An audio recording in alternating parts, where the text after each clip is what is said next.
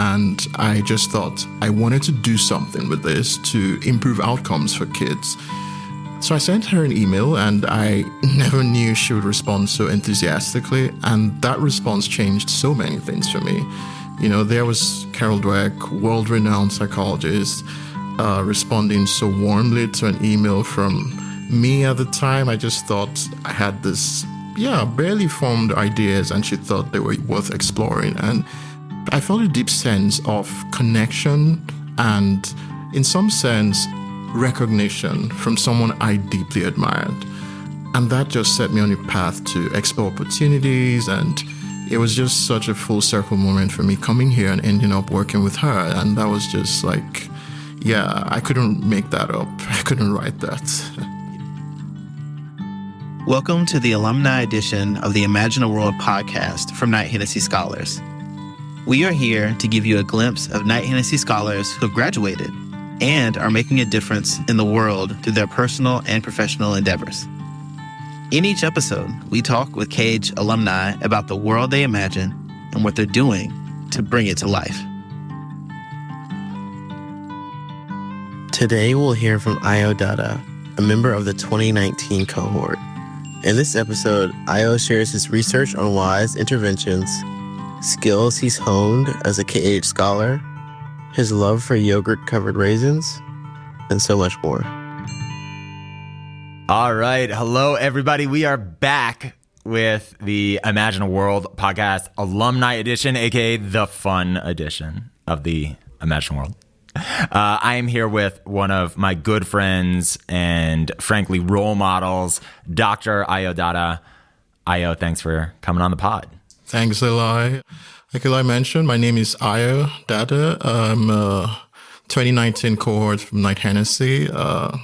Of course, completed. Also obtained a degree here at Stanford in psychology, a PhD in psychology. And I imagine a world where education is accessible to everyone, regardless of any aspect of their identity. I love that. Yeah, 2019 cohort, aka the 2019 cohort. Yeah, that's it. That's the cohort to be in. Ayo, can you tell me a little bit about your journey to Stanford, kind of everything that led you to winding up here? It was quite a circuitous route for me, because in 2015, as I recall, sometime in March 2015, I sent an email, and I never knew that email would have huge ramifications for me. It was an email I put together after reading Carol Dweck's book on mindsets. And Carol Dweck, Stanford psychologist. Yeah, Stanford psychology, Carol Dweck. And I read this book, and I thought, these ideas are amazing, and they really can help students anywhere in the world, especially in Nigeria at the time, because, there I was, a senior at the University of Lagos, also studying psychology at the time. And I just thought I wanted to do something with this to improve outcomes for kids. So I sent her an email, and I never knew she would respond so enthusiastically. And that response changed so many things for me.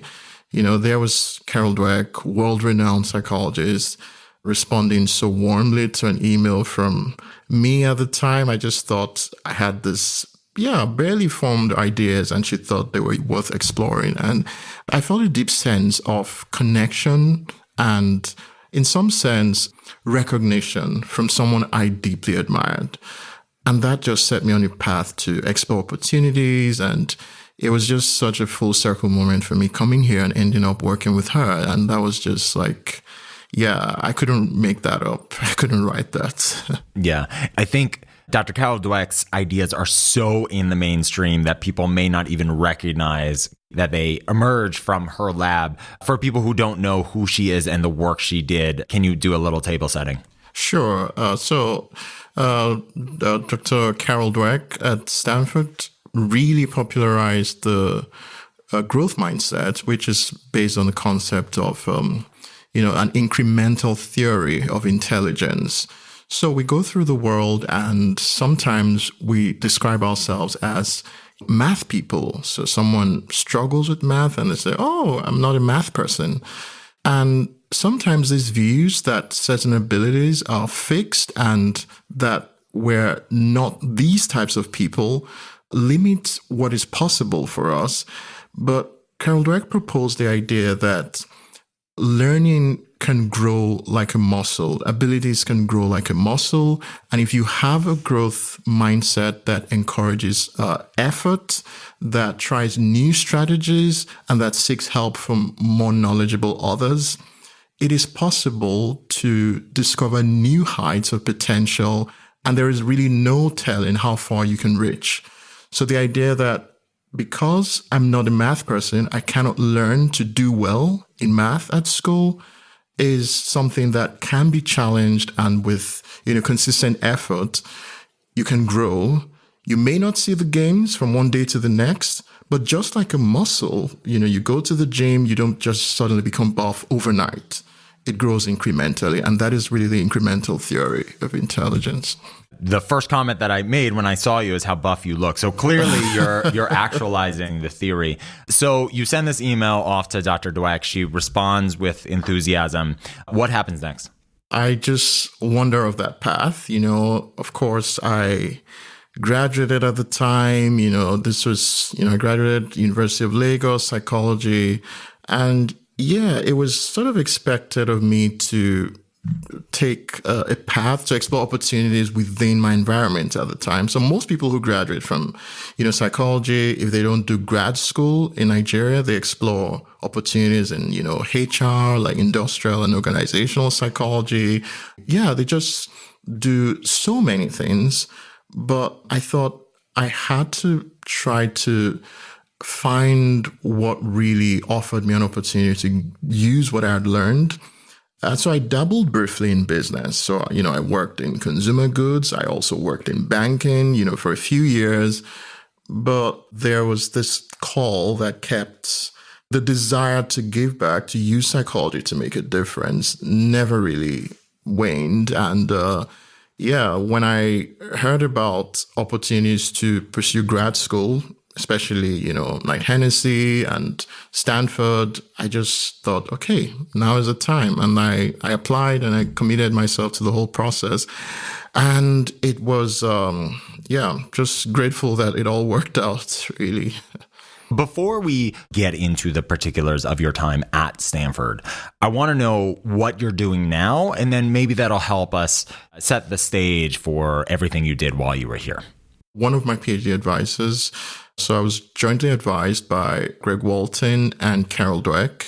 So I will be working with him as a postdoctoral scholar at Stanford.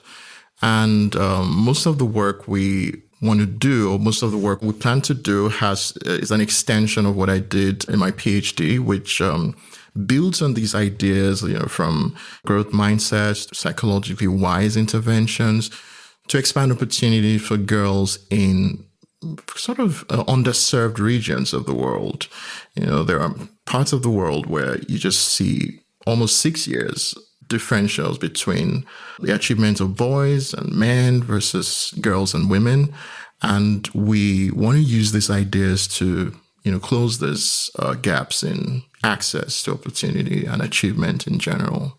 So that's what we're... Tell me a little bit more in the brass tacks, the specific details of what you did during your PhD time and how that's setting the stage for this work. Sure. So what I did for my PhD entailed building out it's called a psychologically wise intervention because it's wise to people's contexts, people's realities, and it is sensitive to their situations, but also acknowledges their agency. A key principle is the idea of people's interpretations of events. And you can think about it this way. You may say the glass is half full or the glass is half empty, but there is some water in the glass. And when we see people's situations, no matter what they're going through at the time, we're interested in the meanings that they can draw from those situations that make it more likely for them to thrive.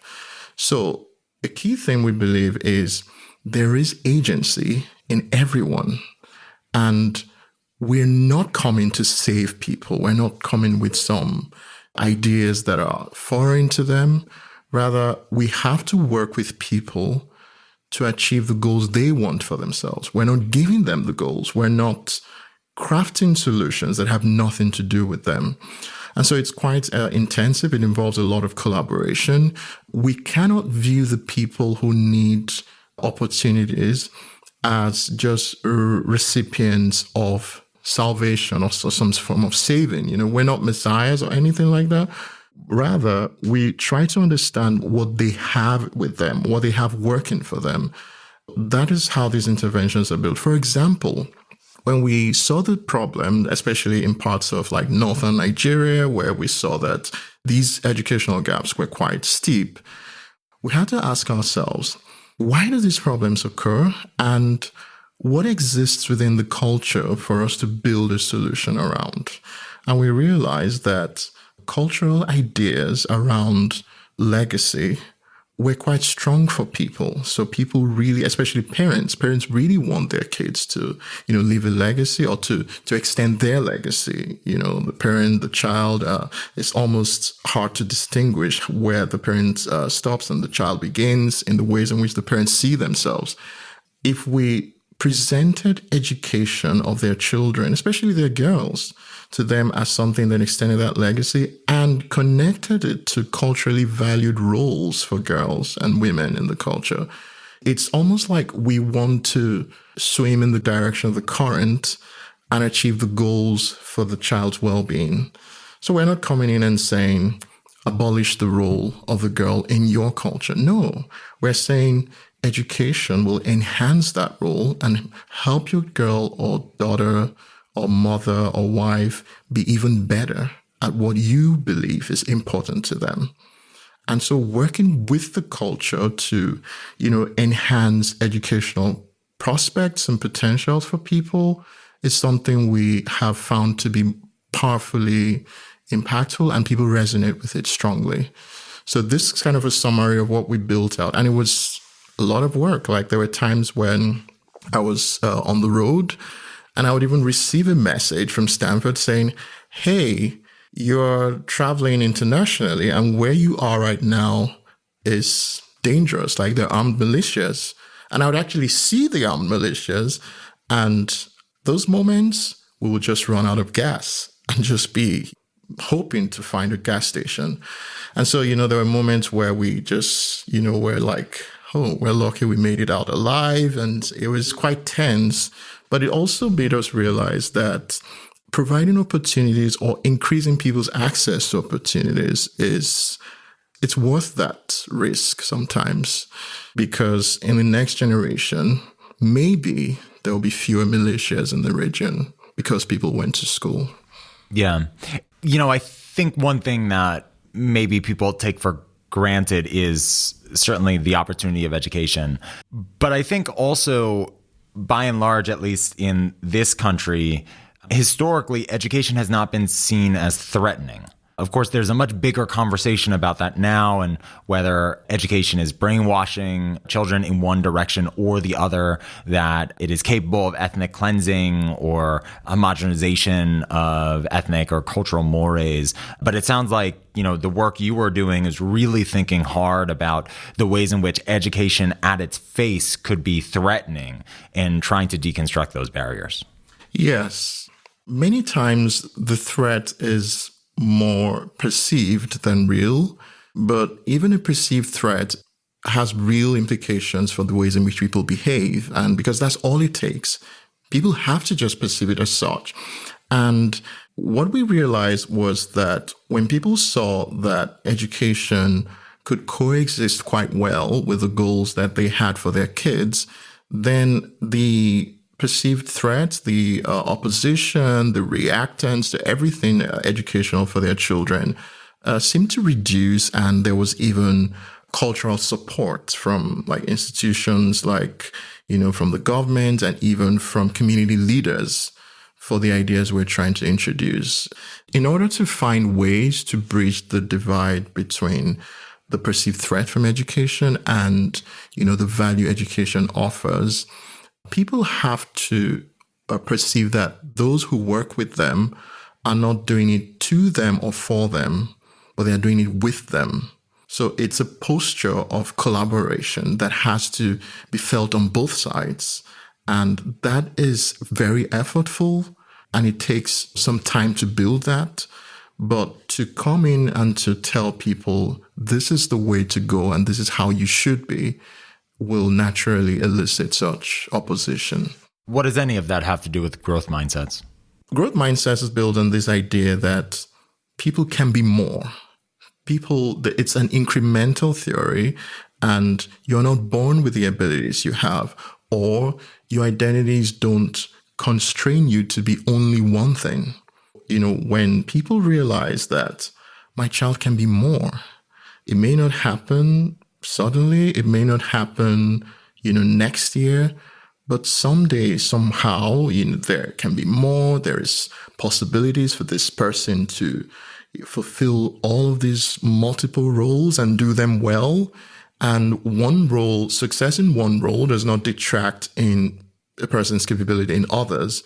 Then it creates a more expanded view of what is possible.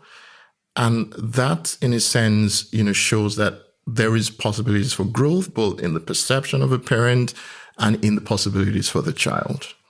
To use a bad metaphor, you can be someone who maybe naturally doesn't smell good, but if you get feedback on that and you listen to it, then maybe you can inculcate habits that allow you to smell good. But even then, you have to take at face value that smelling good is not threatening to your society or to your cultural identity. And so you sort of need both parts, both to see that this is an opportunity for growth and also that growing into that role would not derelict your social duties or otherwise leave you to be an enigma. That is a really nice metaphor. Like to connect it to just, something like smelling good is, and that is very true, because we have to respect a person's desire and also motivation to improve things about themselves, but on their own terms and with their help. Like we cannot make people become things that are sustainable. And this is, in fact, this leads me to say a little bit about how we think of things like nudges. So the term nudge is very popular in, from studies and behavioral economics and everything. And, the idea of a nudge is things you can do to change some aspects of the environment that makes a certain behavior more likely. So it's like, think of things like priming or all of that. It sort of falls in that same category of nudges. And I'm not very convinced that the idea of a nudge itself acknowledges people's internal agency, because you're essentially saying that you can tweak some aspect of a person's environment and their behavior will lead down a predictable path. But what if the person had goals that you are not privy to? In the work we do, we acknowledge people's goals, we acknowledge their agency, we acknowledge that you may see them in this context, but they have more expertise about the details of the context than we do as outsiders to their experience. Yeah. And we need to learn and recruit that agency, that expertise they have, and acknowledge that agency, because it's only when we acknowledge their agency that we can just elicit the expertise they can give to make the solutions even better for their lives. Yeah, I think sustainability is an interesting way of thinking about it. It's like in my world, in the world of public health, you can convince somebody or trick them into buying a seltzer instead of a soda one day. But if they feel duped or otherwise, if, drinking seltzer feels out of keeping with their identity, or you haven't produced a sense of agency that they can, in fact, achieve the public health outcomes you want them to do, then it's a moot point, and maybe they'll even double down on soda next time. You're traveling the world, running out of gas and getting stranded with militias nearby. At the same time that you're doing this PhD body of work, you are going through the Knight-Hennessy curriculum. How did Knight-Hennessy complement your PhD work? Yeah, I'm very grateful to Knight-Hennessy. In fact, some of my my best experiences at Stanford happened with the members of my Knight-Hennessy community. Knight-Hennessy was one of the first places I stepped, especially the building, Denning House, was one of the first places I visited, when I arrived on campus in 2019. So there I was, just arrived, put my things away. And then, I called up a scholar and said, hey, let's go over to Denning House. And I walked into Denning House and I just felt like in some way, the space just gave me a sense of welcome. And I just thought, yeah, I could be comfortable here. And the community as well, the people, the conversations, sometimes you need people who are not caught up in the jargon of your discipline to hear your ideas and just give you some broad feedback. And it just makes the things you discuss, the things you want to do, a bit more robust and more easier to communicate to audiences that are not necessarily in your field. And that has been really valuable for me. Also the programs as well. I remember meeting, was it Erin Gruwell? Erin Gruwell, yeah. It was Erin Gruwell who built the group Freedom Riders. And I think there was a movie done about this where Hilary Swank played the role of Erin Gruwell.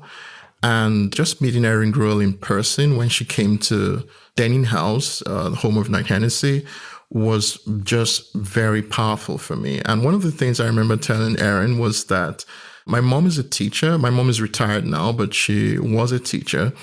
And my mom and I saw the movie Freedom Riders in Lagos, Nigeria, like 10 years before I met Erin in person. And we both just wept through the movie because my mom is an educator. I care about education myself, and seeing the story of how, kids from really difficult backgrounds internally cared about learning. They just wanted to be better students, and no one saw that until just one teacher could see it and care deeply to engage in deep personal sacrifices to give them a chance. And that for me I think those were some of the moments that just told me, or that just awoken that desire in me to do something that lasted in terms of education, do something that would keep on giving to future generations in terms of education. So it sounds like one of the things that you learned in Knight-Hennessy was the ability to communicate, and maybe communicate with colleagues of different disciplines. Yes. Can you say a little bit more about that? Okay, this reminds me of a trip we had. Yeah, I think, Eli, you're also on the trip. It was really a very interesting time. So I started grad school at Stanford just when COVID was about to take over the world, having opportunities to go on trips and just talk about, the work I do, the work we were doing, was great. I've had, people in the business school, people, Eli straddles you straddle many worlds yourself. So, just being able to share the ideas around the work one does. I remember, Seth, business school, but also has a background in education. And then we've had other people. I think Gloria, is also, I think Gloria and I did a presentation at some point, just trying to help people, applying to grad school. And we worked together to do that. And there've just been so many different names and people and faces who we've, tried to, that also reminds me. Yeah, there was also Suhani at some point, because, Suhani is also deeply... This is Seth Kolker and Gloria Chikonda and Suhani Jalota. Yes. Yeah. Yes, so Suhani is someone I, really respect. She's done all this great work. She's the founder of the Meena Mahila Foundation, also focused on helping girls. And then we got talking about our mutual interest in expanding opportunities, especially for girls in regions of the world where opportunities for them are somewhat constrained from culture to even resources. So those are some of there are quite a number of others. And, yeah, if they come to mind, I'll just mention them. Yeah. If you had to pick one skill that you learned in Knight-Hennessy, or if you had to pick one adjective to characterize your time in Knight-Hennessy, what would that be? One thing I would say about Knight-Hennessy and what Knight-Hennessy helped me do, helped me achieve, was to step into every room ready to discuss my ideas and ready to share the things I deeply care about. Because growing up in a context where once you did the job, there wasn't much that people expected. For example, doing well academically didn't really require me to talk about the things I knew. I just had to be able to write them down growing up. And then coming to Knight-Hennessy and realizing that in order to lead and to be convincing and persuasive as a leader, you need to be able to tell a story of your ideas, because stories are more memorable and stories are things people own. So when you tell a story and people imagine what you said, the imagination that they themselves create is stickier than just a bunch of facts, because they had to work with their own material in their own minds to build something from what you said.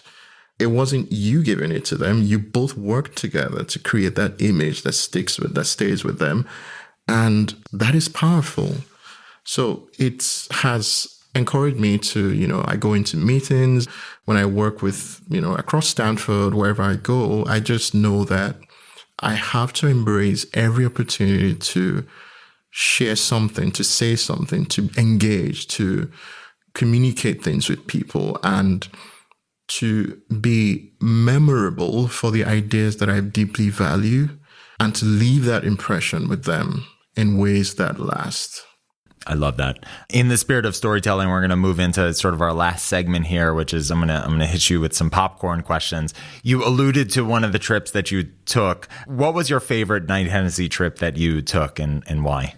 So Knight-Hennessy has the global trips, and I was on the global trip to Norway, and I chose Norway because I knew for a fact that, first, I didn't know anyone in Norway, and choosing a destination in the world, I think Norway would be one of the few places that I had no context in which to choose or to decide that I would visit Norway.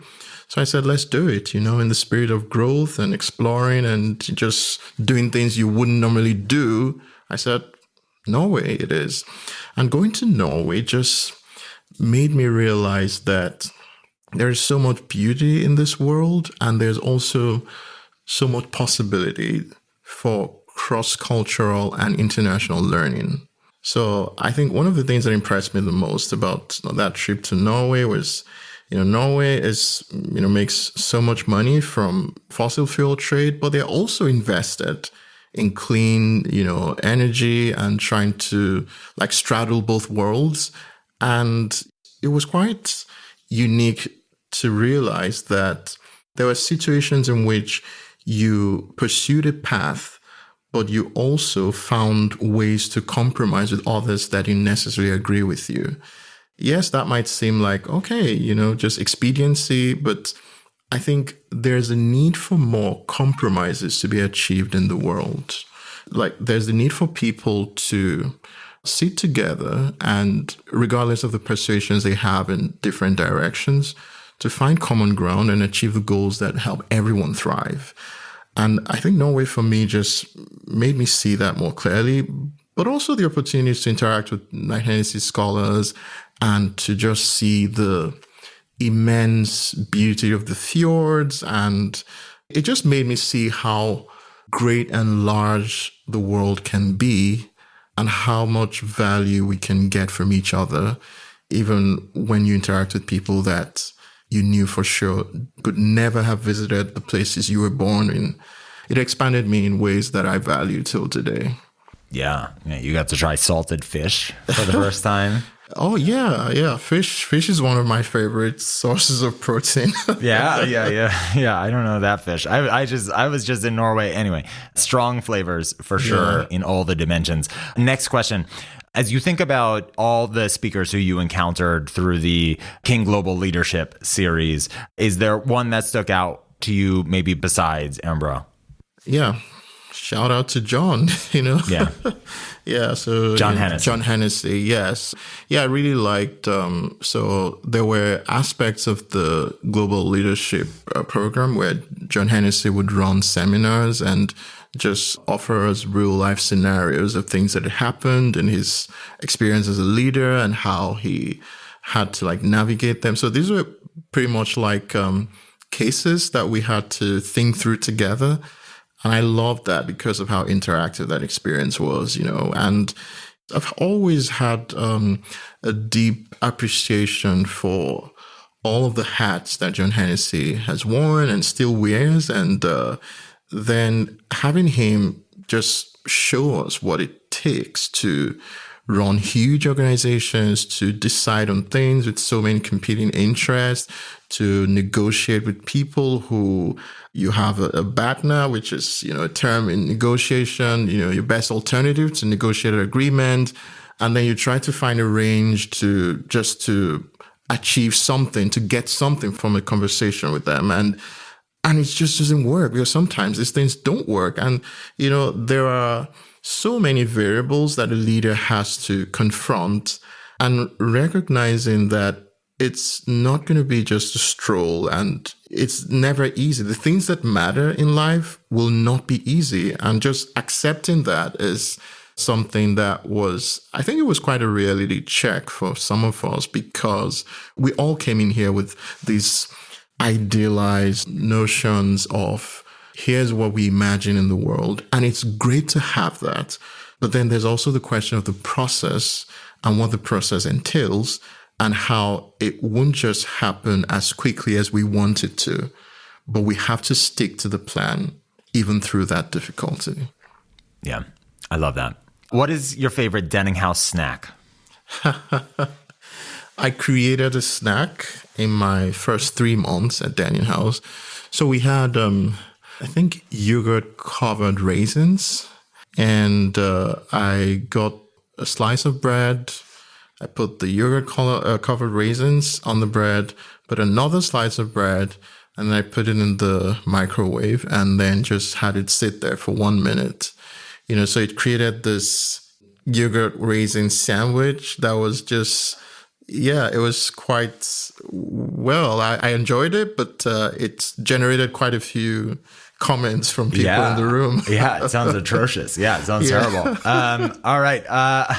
As you know, there's a tradition. And by the way, we now, the yogurt raisins no longer exist. I wonder if that's because of people were so revolted by this snack. As you know, there's a tradition in Knight-Hennessy when you graduate to leave a book in the Denning House Library. What book did you leave and why? Yeah, so one of the books I brought to Denning House is a book written by my advisor, Greg Walton, and it's titled Ordinary Magic. So Ordinary Magic is a book that, and I'm sure that it's available on, Amazon, and, it's a pretty good book because it just puts together all the work from growth mindsets to these culturally sensitive interventions and programs, and it tells a story about everything. And so, it's Ordinary Magic. I read through it and I could it was very powerful in the way it portrayed these experiences. And it was just talking about research that had been done, but just in a story, in the form of a story. So, I will, I think I would even actually bring another copy because, it's something I really want to encourage people to read. And you get 10% commission off the book, right? That's why you want everyone to read it? Well, I hope. Yeah. I hope, but that would be a negotiation. Yeah, just kidding. No conflict of interest disclosed. Just goodwill and belief in the science. Yeah. Last question. If you had to pick one scholar from your cohort or otherwise in the community to get stranded with on a desert island, who would it be and why? Let's see. I think it would be Ben Woolant because, I heard of Ben's abilities in the wild, and I was like, I've seen him scale some very scary heights at Yosemite, and when I saw that, I was like, "Whew, this guy will save us if we ever get into trouble." Maybe. Haven't you seen a picture of an island, though? There's only one tree on the island for him to scale. Yeah, well, it's more about his awareness of just surviving in low resource landscapes. And I have a lot of respect for that because, when I saw that, I was like, no, there's no way I'm doing this. And he's quite recognized for that. Well, this is just to say, Knight-Hennessy has people who, do all kinds of really awesome things. Yes. Yeah. Well, it's a good thing you like salted fish because I'm sure the two of you will be eating a lot of it. Final question. What advice do you have for people who are considering applying to Knight-Hennessy? I think my advice is a little bit controversial, but I'll just say it anyway. Don't read the scholar profiles. And even if you read them, just know that when you meet the people in person, they're not as scary as their profiles. And I say this because, I've met people who would read scholar profiles and feel, oh my God, this person is just unbelievably amazing. Yes, they are amazing. But then when you read the profile and you feel, this is so great, this cannot be me, it means that you might be inadvertently trivializing some amazing things you've done because they come easy to you. And then you read something else that someone else has done and you just don't know the process. Like this may be something they may have been doing maybe since they were kids, and so it's a lot easier for them. But because it's something that you may not be able to do yet, you think, oh my gosh, this person is beyond, it would be so wild if they even accepted my request to connect on LinkedIn, something like that.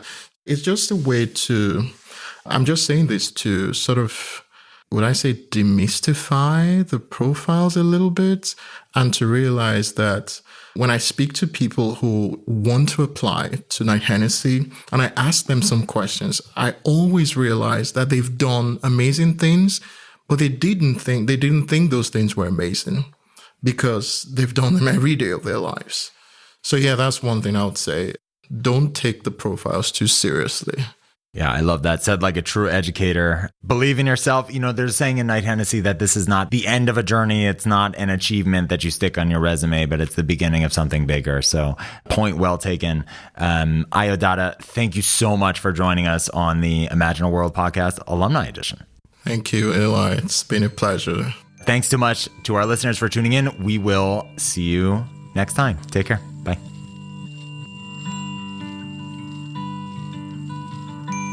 Thank you for joining us for this episode of Imagine a World, the alumni version, where we hear from inspiring graduates of the Knight-Hennessy community who are making significant contributions in their respective fields, challenging the status quo, and pushing the boundaries of what is possible as they imagine the world they want to see. This podcast is sponsored by Knight-Hennessy Scholars at Stanford University, a multidisciplinary, multicultural graduate fellowship program providing scholars with financial support to pursue graduate studies at Stanford while helping equip them to be visionary, courageous, and collaborative leaders who address complex challenges facing the world. Please follow us on social media at Knight-Hennessy and visit our website at kh.stanford.edu to learn more about the program and our community.